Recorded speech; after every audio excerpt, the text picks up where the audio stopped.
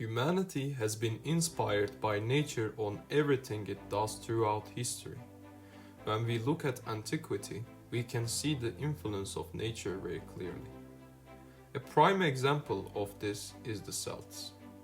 Be it their curving and flowing lines, or the color palettes they used. Celts were one with the nature in their art. As time went on, humanity learned to create grander and more impressive things, but the hand of the craftsman was still the most important factor in it. Looking at a Gothic architecture, the curves of the arches, huge windows that allowed daylight in, the materials that were being used were all utilized nature and created by the craftsman.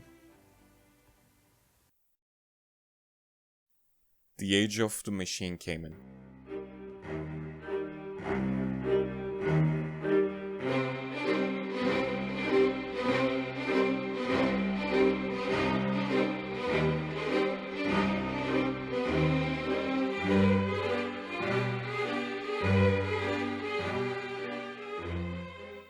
Steel and steam took place of blood and sweat.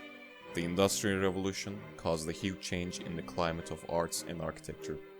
The world's first example of visible iron architecture is the Iron Bridge built in Shropshire, England in 1779. However, the most iconic monument of the industrial era is the Eiffel Tower. These buildings were completely made out of steel, had lots of straight and geometrical shapes, and are far cries from the older styles of architecture. These qualities would not be possible without the advancements made in the Industrial Revolution. Of course, the advancements of machines made it hard for the artists and craftsmen to compete. The sheer amount of a product that a machine can produce is far greater than what any individual could do.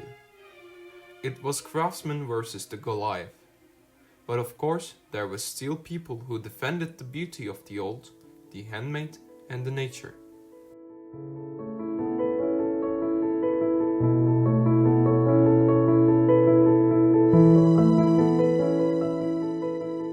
In Britain, a new movement was taking shape.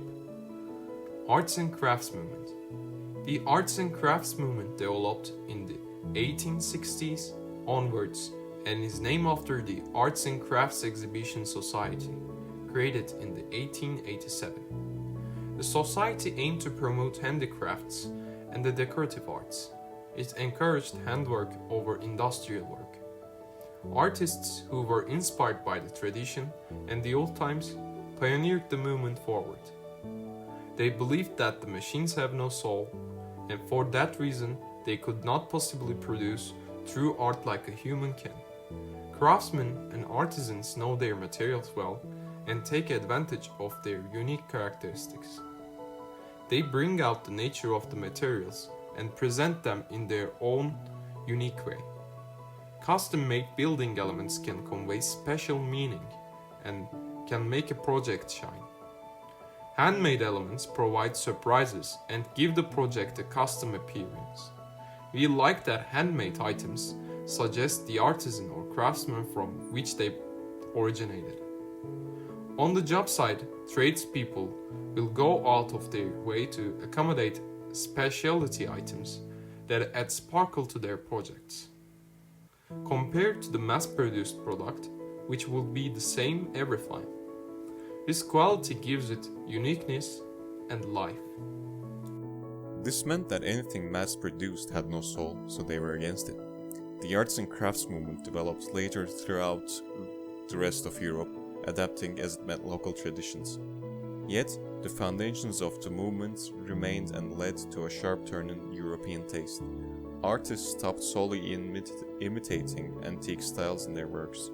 Nations rediscovered and glorified vernacular styles. Designers, for example, used Celtic patterns in Ireland and Viking inspirations in Scandinavia. Several characteristics of the arts and crafts design inspired later styles: simplicity of the form, education with the function. Arts and crafts philosophy constitute the premises of several 20th century artistic movements, from the Art Nouveau movement to modernism. William Morris, born on March 24, 1834. The leading figure of arts and crafts movement, William Morris, started Morris and Company and started producing handcrafted daily life objects like wallpapers, chairs, and carpets. He was influenced by Celtic folklore, botanical shapes, and the art styles of the medieval period. It was a return to nature.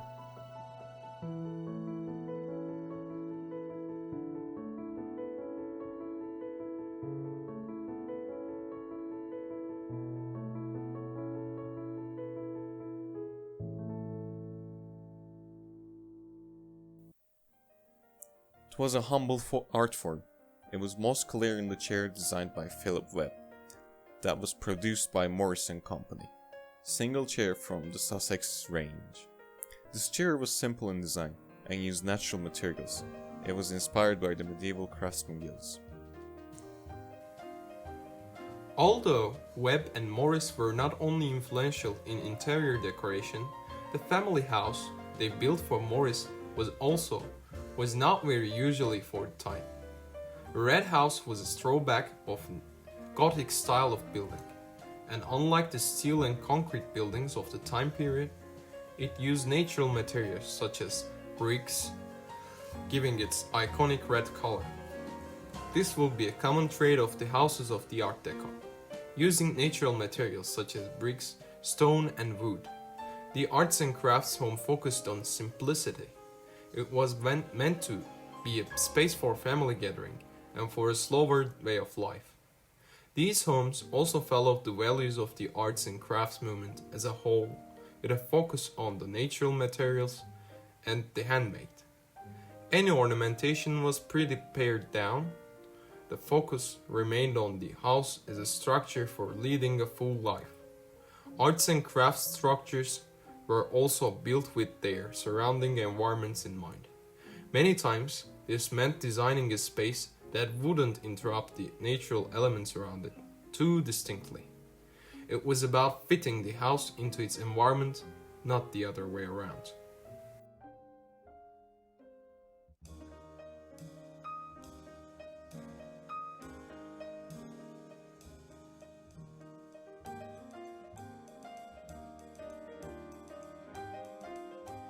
In conclusion, the arts and crafts movement was a way of artists and craftsmen fighting against the machines and industrialism. They saw the beauty in nature and utilized it to make their own art beautiful. The modernized art of Europe and America, paving the way for Art Nouveau and modernism. Even though it was not a very long-lasting style in itself, its influence still can be seen all around us.